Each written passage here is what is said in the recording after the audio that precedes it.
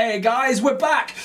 I'm Ian the DragonBorn Bard and you're watching DragonBorn Industries. This is just going to be a quick video today to show you guys the new sci-fi kits from Roll and Play Press. So, a while ago we did the Game Master's Fantasy Toolkit and the Fantasy Character Kit, which was amazing that they sent those out to me and I got to review them. And it was actually the first video I did for the channel when we were starting this all out. And now the Kickstarter has come in for the sci-fi ones, which I'm really excited about.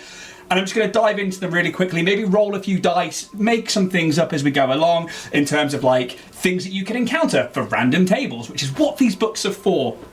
I'm probably going to focus more heavily on the Game Master's Sci-Fi Toolkit because I'm going to be running Starfinder soon, hopefully on either this channel or a brother or sister channel.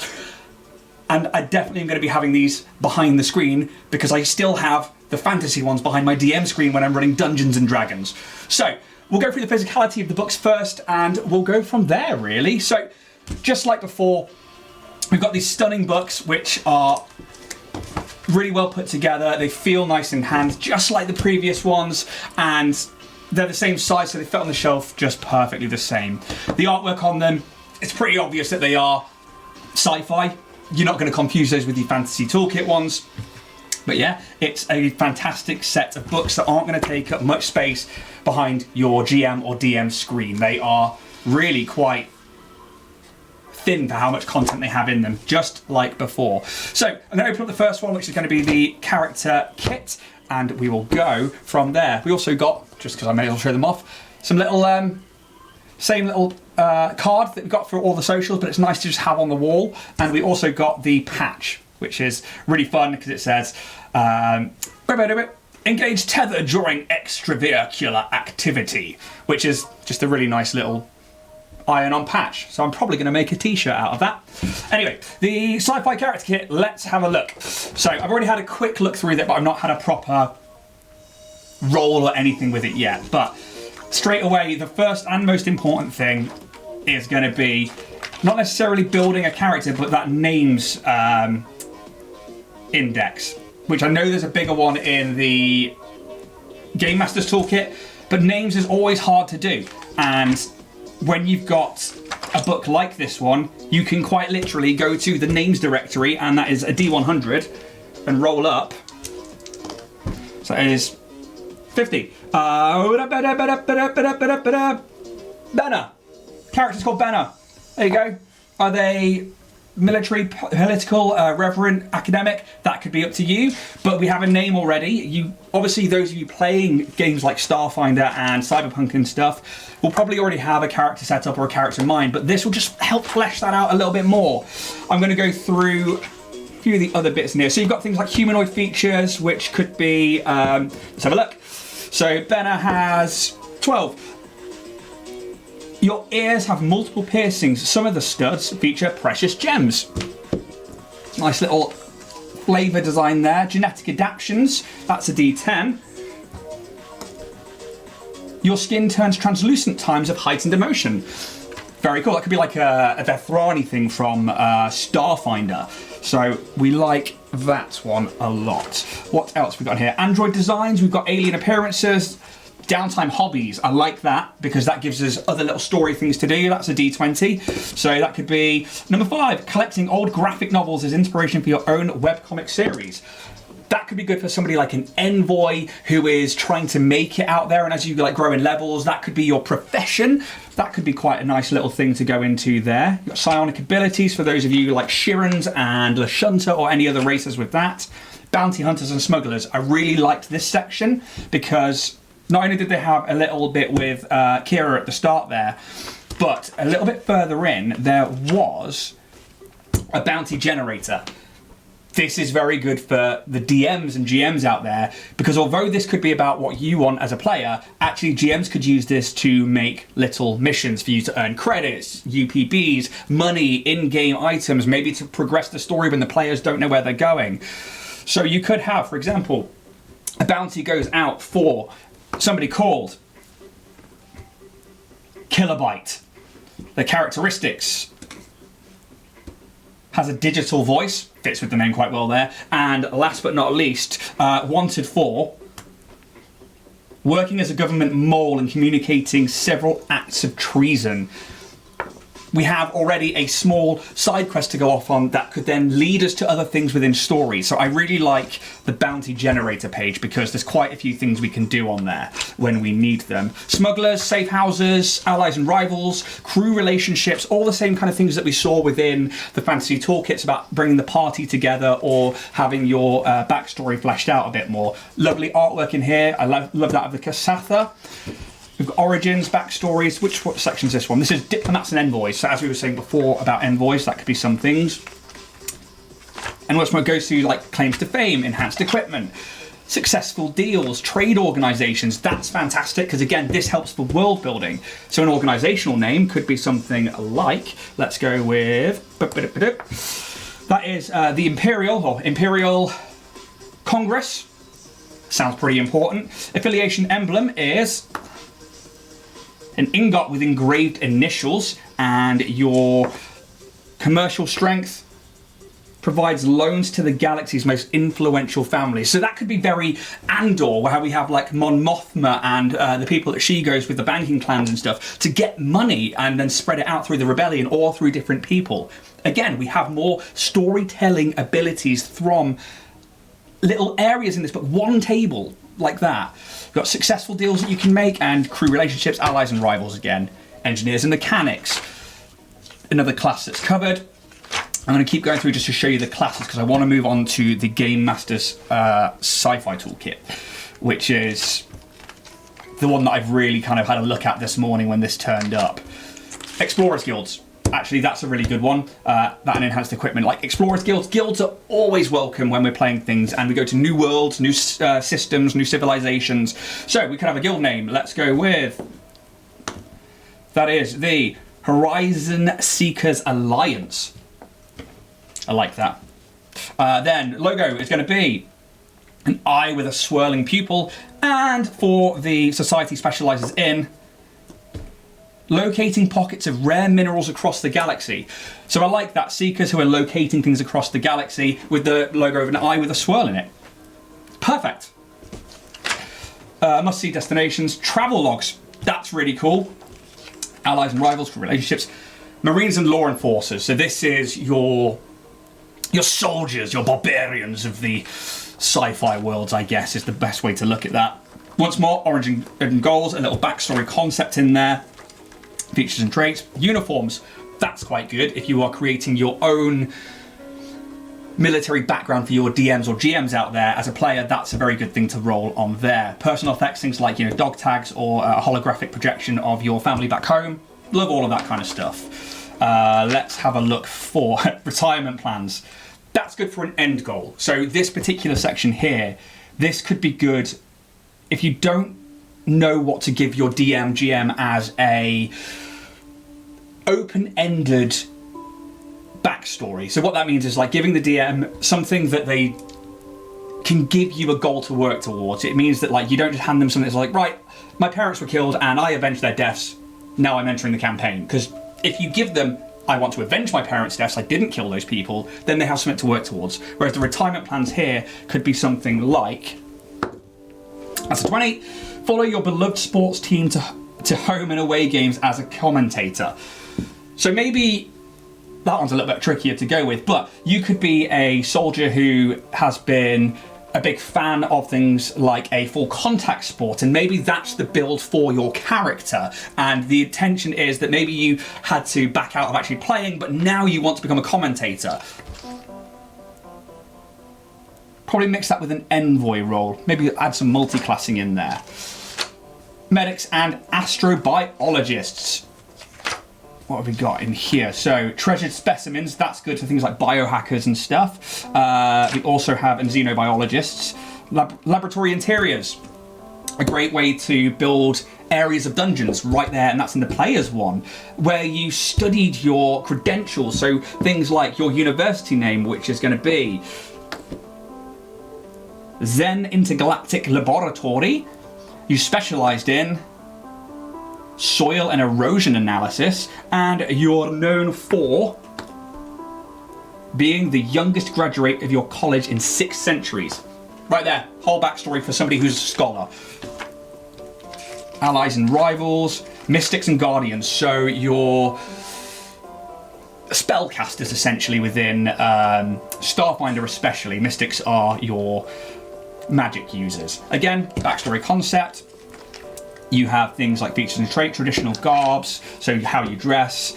Sacred places. This is interesting because Starfinder that I'm mainly focused on is good because it has a lot of lore, but you could add more to it. So we could say that like the sacred place, even though you may follow a deity or a home brewed deity, is going to be the small space station orbits the event horizon of a black hole. Its humble crew quarters and limited communication facilities allow residents to spend time in quiet contemplation. That could be very good for people who maybe follow Triune in Starfinder, who is about giving everybody the ability to travel through the drift. So that could be something there, maybe. The order beliefs, so you could have orders and vows. This one's very cool because if you wanted to create your own order or your own backstory for lore, for deities or anything like that, this is where this could come in. So maybe it's a cult, maybe it's an offsect of an already done religion, or an already certified religion. We have, let's say, the order name. It's going to be Future Walkers. Membership. Well-organized network, and the existence is known by some, but not to all. You could have meetings involved. So things that happen at these particular meetings is intense spiritual debate, and they vow to, at these debates, promote peace over war. There you go, you've got a good aligned story and also backstory along with world building things right here that the party can interact with. The order believes that, let's add something else to it. 3. Every being exists as one of a pair of total opposites. Finding your other half is critical. So maybe that's about Zen and about yin and yang, and maybe you're coming together to create harmony and peace. That could be quite good. We've got pilots and aviators. So again, piloting starships is a big thing within Starfinder and within other sci-fi things like Traveller. And obviously, we want to explore the galaxy. We want to go out there and go a bit further. So where did your story begin? That's a great one because it could be a case of, let's roll a d8, not a 12, since there's a d8 on the table. 7. Your older sibling holds many warp speed records, so you want to find someone who can build an experimental engine to help you beat their times. You'll do anything to win, even if others call it cheating. That's good. Gives you a bit of character. Appearance and gear, you could have things like you emphasize, it is emphasized, I can read, I promise. Keywords with military hand signals. It's not bad. Aviation outfit is high neck, dark green coat and trousers with black trim. Standard armaments. Pair of vintage brass pistols engraved with a coat of arms. That could be your family. And personal effects could be leather notebook filled with diagrams of plane formations. Fair enough. But something I did like, and I had a quick look at this section earlier, was the pre-flight rituals. I think this adds more to character, not just flaws, but more depth to your character, because every time you go to take off, there's a pre-flight ritual that you could be like, hang on a minute, I need to do this or else it's going to be bad. And you could probably use this as a way, especially in Starfinder, to gain a circumstance bonus to your rolls. So, for example, if you don't take your pre-flight ritual into account before you take off, you might end up with a -2 negative to your piloting checks, or if you do it, you might get a bonus to it, depending on your GM. I certainly would allow it. But let's have a look. So before takeoff, you like to 13, that's not good. Put your headphones on and listen to pounding cyber techno music. That's pretty cool, and definitely fits within the aesthetics of the worlds that we build, especially for sci-fi games. So I really liked that one. There's space surroundings in this bit, space squadron, sorry, in this bit, surroundings is in this one. You could have in your squadrons, for example, let's say, for example, you were a military pilot, let's grab a D20, you could have things like maybe Cardinals, a wealthy team who spray their vehicles crimson. You want to beat your brother's race times, this is the team that you join, or maybe it's their team. So we like that, or maybe it's a rival team. And we've got programmers and technomancers. Technomancers for Starfinder are your spellcasters, but a little bit more aggressive at the same time. They're good with technology rather than just magic, and they alter things like nanobots and batteries to create the spells that they, or the effects of the spells that they use. So you could have things with where your story began that could be a, let's have a look, 8. A careers advice bot enrolled you on programming course at a medical college. You graduate after a month. You are now seeking a rare but powerful microchip to power your pioneering med tech. So you could be going with the med one there. I think that would fit more in the mystic because they get more healing spells. However, if we took the 1 there, long ago a distant ancestor of yours locked a data drive and passed it on as an heirloom. You have taken a sabbatical and you tried to crack the passcode, following clues from the Origins Code Traveler's memoirs. Now that is a whole story arc right there of getting into that, and building up your technomatic abilities as you level up as you go could be the way that you get in there, especially if you take things like engineer and data jacks and also hacking archetypes. That could be a very good origin to then build the story that you want to go with. You could have things like your digital capabilities. So this one right here is quite interesting because you can build again on the flavor of your character and how your things work. So we could have, you store your vital knowledge within a smartwatch with a simple black and green display and a rainbow striped fabric strap. So this is good because Technomancers have a thing called a spell cache. This is where you can store spells in there, and that could be a good version of that when you use your abilities. This describes, I guess, how you use your spells. A small amount of blood pools in your left ear and trickles down your neck. So maybe that heavy amount of techno magic is hurting your body, and that shows as the natural and the unnatural meet in the middle with the arcane abilities that you have. So that could be a very interesting bit of flavour there. We have things like hackers networks, another great thing to build upon worlds here. So you can have this as part of your backstory, or you could have it as part of the GM's world. So let's have a look at that one. Group names. We've got Control CTRL and Control Mafia. That's pretty cool. So we think that that's like a dark underground network. But what for? Let's have a look. The insignia is a skull with hashes for the eyes. And its cyber specialism is causing irreversible damage to servers and databases. So that's quite good for those renegade kind of players. Maybe they want to be part of a group that takes down the establishment or wants to take down corrupt businesses and corporations. That could be a great thing to go with there and to build upon your backstories. And then we've got spies and agents. Pretty self-explanatory there. Origin goals, so where did you get into this from? Appearances, concealed weapons, but cunning disguises is good. I really liked that because that gives us those things where we need to sneak about, we need to get in somewhere, and you can roll it up and just be like, okay, my character, shy software developer wearing chunky headphones around your neck. It's a pretty simple description, but it works. It's something different to maybe what you had originally designed, and that can be your into a secret area. You've got special ops apparatus, so things that you use to go about. Could be a yellow ball bearing that releases a sticky expanding foam when crushed. So that could be like a little homebrew item that you can have, or a sticky bomb grenade, which you get within Starfinder. And utility weapons is 10 thimbles that extract data from a person's mind. That's pretty crazy. Network headquarters, again, we've got another great thing that we can build with a world.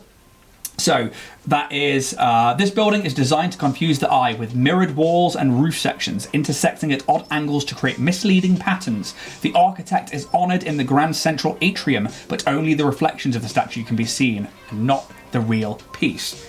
That's cool because if we ever go there, the DM can build a map or a dungeon where you have to get around and solve puzzles and or use magic to get around. Also, that's a great puzzle for players to get to the middle. Let's have a look at the organization name for that then. So we have Counter Threat Office, Freedom from Falsehood, which is kind of fun with the mirrors. I like that. And the agency mission is neutralize the threat posed by suspected double agent. I guess that one doesn't overly work in there, but if that's the case, then we can re-roll it. And we can go with protect a key informant or information before they testify in court. That could be good, as mirrors can hide things.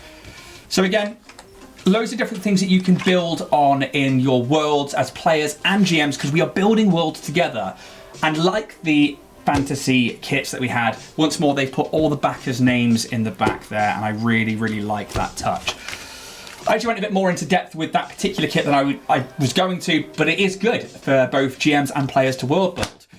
However, the Game Master Sci-Fi Toolkit, this one for me is the real gem of the entire collection, because it's got everything that you need for those wayward players to wayward missions where you end up having to roll random things, especially names. Once more, the name directory in the front, which I said was a bit bigger than the sci-fi character kit, is things like civilian names, elite names, outlaw names, robotic names. So we have those right there, which when you mix those with things like your fantasy Game Master's Toolkit, we have a real plethora of options to choose from that we can just take and use different bits where we see fit. So say, for example, let's go, you go to a standard space bar, space tavern, which, the party is going to do to go get a drink at some point. You need a civilian name. They're humanoid. Let's go with Frankie. Pretty simple. And then maybe they've got a friend, and that friend is called Dara. What if it's an elite name? What if they're a soldier? What if they're somebody who needs to have more nobility to them, let's say? We got a Jailin. Quite alien, I quite like that. Outlaws. We've got 17, Harbin, and robot names. This is probably my favorite, because coming out with android names, or SROs, which is synthetic robot organisms, I believe, in Starfinder. So these are machines that would be given like a code that then could become a name. And if you've seen programs, shows like Androids and Aliens from the Glass Cannon Network, Dax is Distribution Android X19, so he calls himself Dax. So things like this, the robotic names. That's a 20, J355, or 16, Beeper. Really like that, it's a cute little name. I also really like number one on this one, which is MOR7Y. Could be Mori, you could be known as Mori, or you could have E.V.E, Eve. You've got SP-4RK, Spark, and T-N4, Tina. I like those a lot. And it saves me having to remember people's number plates and put down things when I'm driving around and I see like, Exxon. And I think that's a nice Android name. I like having that here. You've got things like ships and vessels. You've got sectors and systems, planets and cities, species and societies. This 2 pages alone can build you an entire campaign, I found.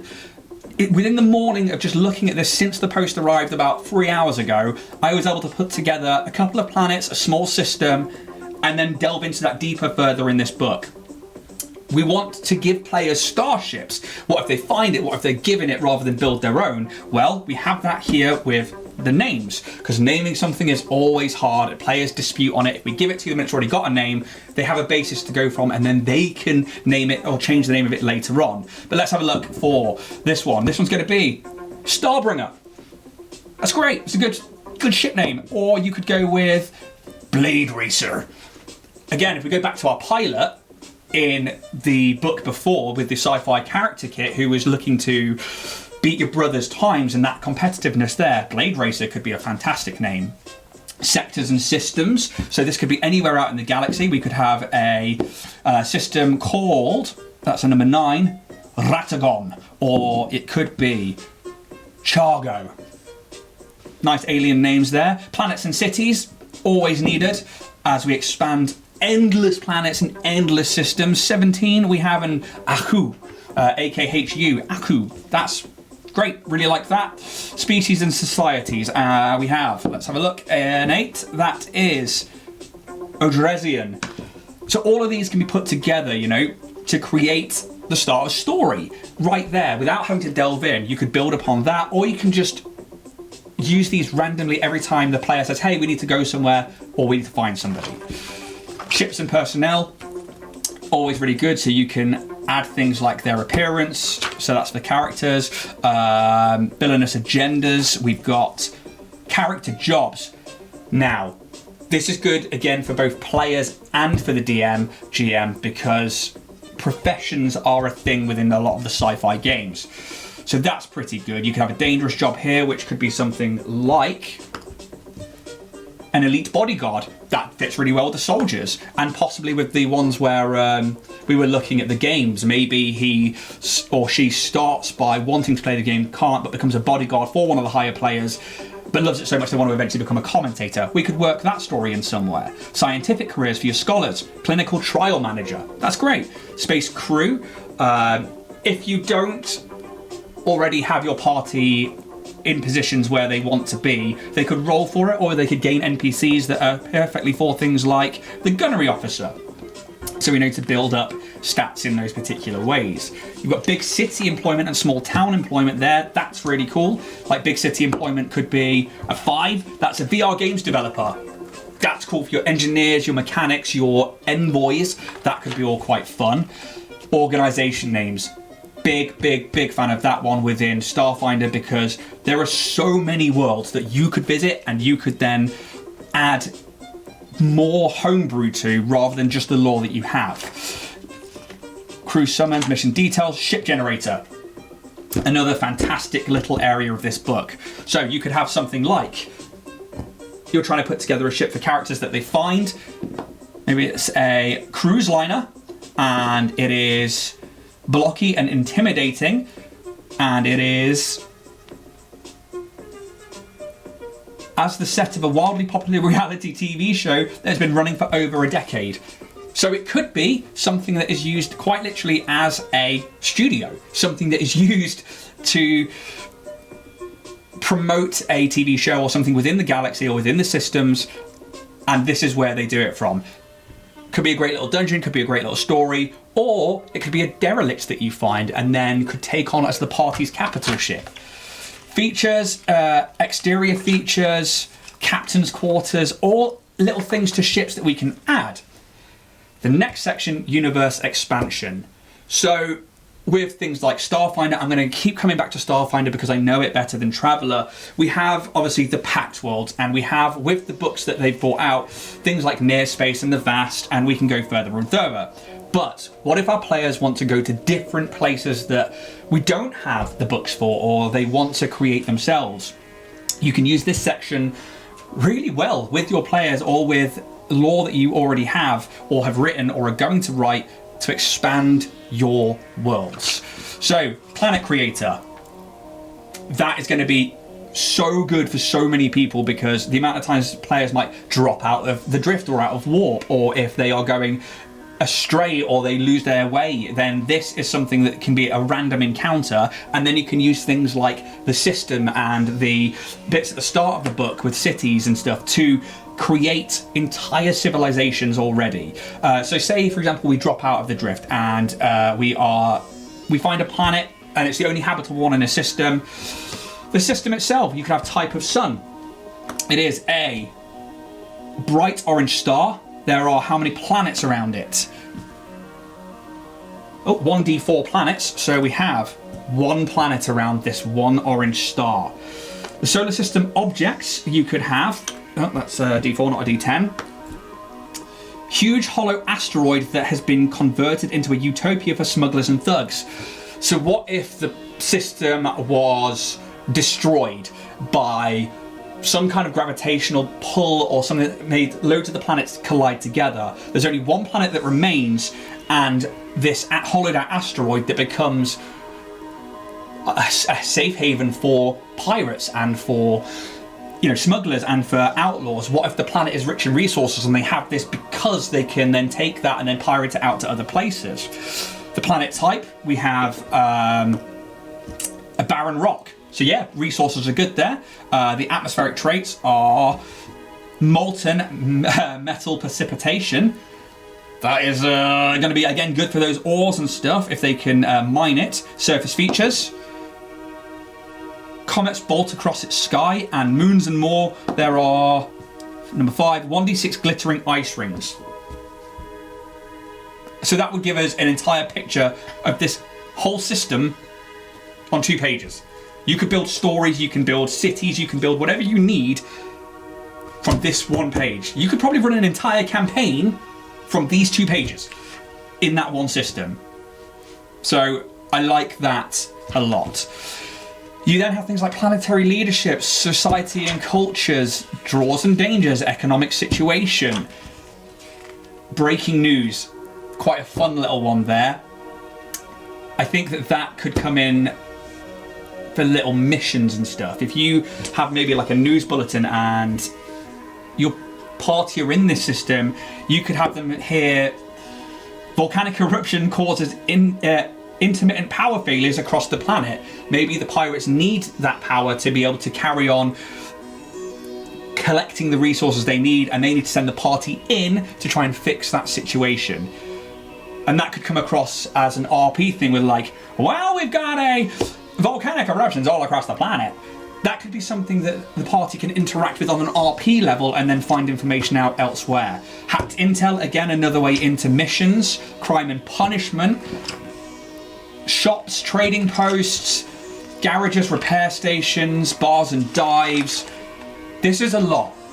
A lot in such a small amount of tables can be made up here, and to say that Roll and Play Press have gone above and beyond with how much you can create from, I mean, I'm not even a quarter way into the book there, it's so impressive. You've got things like shore and leave plans here, onboard chores for your ship, popular music, movies and comics. To expand your universe is only going to make your players want to delve further into it and have a good time. And all of that can be done on so many levels within, I mean, how many pages is that? It's not many. It really isn't. And this can expand so much. So what if we've got, that's page 28 to page 48. 20 pages. And you could build entire campaigns from that one section. I'm going to be using that en masse as I play Starfinder with our group, and I think that having this behind the DM screen is better than me trying to roll through many of the books that I have from Paizo, so things like the Galaxy Exploration Manual, the Character Operation Manual, Pact Worlds, the core rulebook. 20 pages, and that's all I need behind the DM screen. That's pretty good. So, travel and encounters. These are like your random encounters and other things that you can happen upon across the way. So onboard encounters, if you're bored of Starship Combat or you're a group that doesn't get on with it, then you could have something that happens on board your ship. So that could be something like a D12 rather than a D20. Let's grab that. And it could be plant tendrils start emerging from the ship's controls. Something organic has taken root and is growing rapidly. Again, could be the start of a story, could be a random encounter, maybe a stowaway from a recent biological planet you've come across to. Ship malfunctions, hyperdrive mishaps. Spacewalks, reason to be outside of your ship but not in combat but as your minis or as your characters. Exterior encounters as you go out for the spacewalks. That's a really good table that I've found so far. So that could be a series of anguished cries travel through space from a wreckage, but are only audible to those outside of the ship. Gives us a reason to look around the system, look around the areas you're in right now, and possibly end up finding a derelict or an asteroid that you need to explore. Flight encounters, astral anomalies, urban encounters, fantastic with dystopian cities. So if you're in one of the Pact worlds, let's say, or you're on Absalom Station, or you're in your own worlds and you are on a city planet, or just somewhere in a built-up area, you could have life in the city being one hovercraft crashes into another. Officers quickly grab the party as witnesses and ask for their verbal accounts. That could draw you into a bit of story.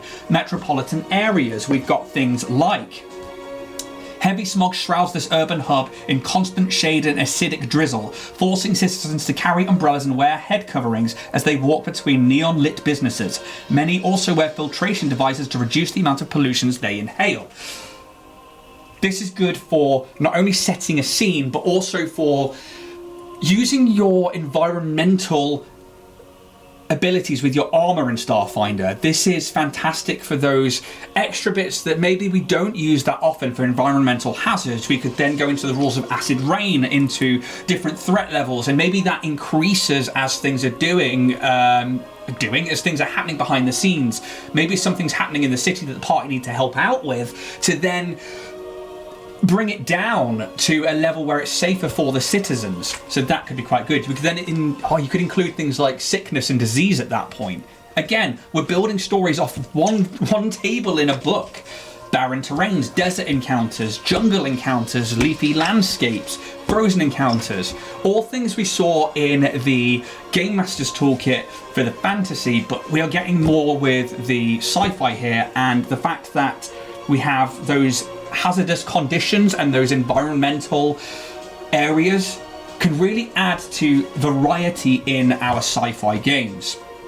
Undersea environments, we've got restricted areas, really like this. So let's have a look. This site is abandoned because 16 hyper-intelligent rodents claimed it as their own and set traps for outsiders. Giant space hamsters. Those of you who have played Spelljammer know that if you miniaturize a giant space hamster, it becomes very intelligent. What if this is a colony of giant space hamsters? Whole story arc right there.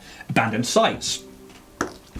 We could have the outbuildings of this isolated farmhouse contains scrap from old agricultural machines and a pair of harvesting androids in standby mode. The scent of rust and stale manure lingers in the dusty air. Another nice little setting that we have there. Mutated monsters. Fantastic for more, I guess for me, horror-based games where, like, if you're investigating a sewer system on a polluted planet or a junk planet, maybe they've been mutated, the people that live there. Maybe you're playing a 40k campaign and you want to find more, well, Xenos and people that have been mutated, and it's against what the Empire and the Emperor wants. So I really like that. Robot generators. Another really great little piece here to either have things for the party to interact with, or for people to have those machines or those items that you might need to help progress the story. So, a robot generator, let's do this one. We've got, its appearance is tall with long limbs. Communication is well-spoken and refined. Its movement walks on 2 legs, all fits so far, and its utility, multi-functioning tool set. So it's utility walking robot. It's robotic imperatives. So let's have a look at that. 9. Hunt down and destroy enemy soldiers and strategic military encampments. Yeah, I don't think that one really works for that one, so we could roll it again. 15. Carry radioactive waste from factory floors to a compactor. That could work, but we don't have to use that table. Just rolling 2 things on there really to begin. Alien settlements, fantastic for random encounters or building different cities in different planets or moons, anywhere that we go. We've got lasting memoirs, so recollections and flashbacks for people and things. Dreams and visions, great ways of giving things to the parties. This section is great. So we're going to move on to combat and injuries. I'm a big fan of Androids and Aliens from the Glass Cannon Network, and I really liked that with their Patreon they used critical hits and critical fumbles. They didn't use the critical hits in Androids and Aliens, but they did use the critical fumbles, and I quite liked that quite a bit. It's not necessarily too punishing most of the time, but their fans wrote them in as part of their Patreon. This one, however, you could then have it as part of your game and just something that your players can roll and then it can happen. It just gives you that little extra bit of storytelling that can end up swaying a battle to or from the party, but I do like it as complications. It adds a bit more dynamic to our combat and to the importance of these dice rolling chance games.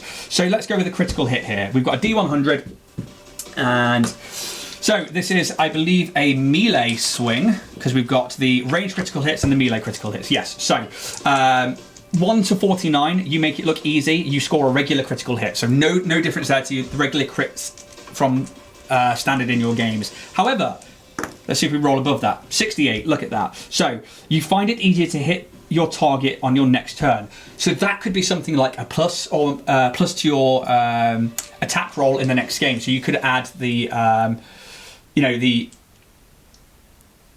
not the off-target, a circumstance bonus, that's what I'm trying to think of. A circumstance bonus. You could have a swing and a critical miss. Let's go with 51. That is going to be You swung wide and missed. That's all you got. So that's actually 50 to 100 is your standard miss. But let's go again for under 50. That was 60, 95, 48. So 48, 48, 48. An enemy filmed your miss and has shared it online. So that's more of an RP one, I think. It could be a case that when you go, you get a circumstance bonus of -2 to persuasion checks, or maybe intimidate checks, as that one would be like, ah, no, we've seen you miss when you're trying to swing a doshko at somebody. So that could be quite good for a future delayed reaction or critical failure. Ranged critical hits. I really liked this one as well. Once again, that 1 to 49 acts as normal, but then you've got your 77. Your incredible actually makes your enemy frightened of you. Maybe your enemy gains the staggered condition or the fear condition, or maybe they take a minus to their AC, or maybe they act in a certain way and miss a go. Or that could be something that you can, depending on your time as a GM, well, you'll need it at the time as a GM, depend on what that is. Then your critical misses, you've got, again, the 50 to 100 is your standard, but 41, the sound of your weapon deafens you and the foes find it easier to hit you next time. So you could become deafened for 1d4 rounds, let's say, and you become off kilter, giving you a -2 to your AC for the next round. That's huge, but it adds that desperation in your fight. So I really liked those tables when you're looking at it like the Glass Cannon do with their critical hits and their critical fumbles. You've got Starship criticals here as well, and you've got dealing with stress, warp side effects for spending time in the warp for too long. You've got alien parasites, illnesses and injuries. And that's all really fun within those kind of areas, especially with like the alien parasites. Maybe that's with an injector weapon for your biohackers, or for any enemies that would be more natural in their environment rather than a weapon like a gun or something. It could be that you get attacked by something like an Akata that can then give you a disease. Items and rewards. As before with the Fantasy Generator Toolkit, fantastic areas to give the party just those little extra bits of reward rather than just the loot that we find on a body. It can also be loot that we find in a room or a dungeon. Onboard objects for ships. We've got technical issues. We've got knockoff goods, so good for your black market items and characters you want to be off the radar when buying things or selling things. Chemicals and serums, really important for potions basically when we look at sci-fi games. This I really liked. Alien fauna. So we have a way of describing plant life that's alien to what we know when we explore other worlds. So I really like that. Same with mysterious flora there. So let's have a look at the mysterious flora. Let's do that. So we've got a D12. This plant audibly shrieks at night. Very mandrake. Its stems is made from a thick bark. Again, very mandrake there from Harry Potter. Its leaves are coated in sticky acid. So now we start looking at maybe they deal damage, or you can use it to create serums and stuff, or toxins or poisons. And its fruit is very light despite its size. Okay. I like that. We're adding just little bits that maybe a party wants to do survival checks and see what's around, or create something from the local flora. As for fauna, with our beasts and whatnot, we could have let's have a look. Size and build. So it is tiny and blubbery. So I'm getting something gelatinous already. It moves, slithers on its stomach. Still getting something gelatinous there in my mind. Group size. Packs of 2d4 creatures. So could be not many, could be quite a few. And its main diet is the meat of other creatures. We're looking at something along the gelatinous oozes here. So its notable feature could be expanding throat pouch. So maybe that's where it holds people as it digests them. So maybe it swallows them in, but then it has this like sack where people sit there and digest, or items sit there and digest. And its natural defense is sharp spines. I don't think that one works very well, so I'm going to re-roll that. Oddly shaped antlers. Yeah, again, I don't think that one works very well for that particular creature, but we could then pick one out that we would like. So it spits corrosive venom. There you go. I'm going to pick that one out for it. So we have a gelatinous creature that can swallow things, dissolve them, and spit acid. You could reskin a creature from the Alien Archives, or you could create your own from there. Historical artifacts is the next bit. Black market items, documents and data. Another great one for people who want to hack systems or find information out. Stolen loot, so people, other bandits or other thieves, pirates that could have something. Extra rewards, as with the Game Master's Fantasy Toolkit. Extra rewards are just nice little flavour things that we can give people, or extra weapons, or things that can boost RP. Vault contents, so things hidden inside a vault somewhere.